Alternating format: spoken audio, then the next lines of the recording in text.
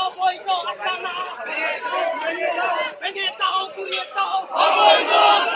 সন্ত্রাসের আস্তানা ভেঙে দাও গুড়িয়ে দাও ওই ওই ওই ওই শাসকেরই কর ওই শাসকেরই কর ওই শাসকেরই কর অ্যাকশন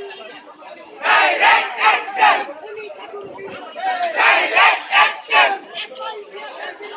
ডাইরেক্ট অ্যাকশন ওই শাসকেরই কর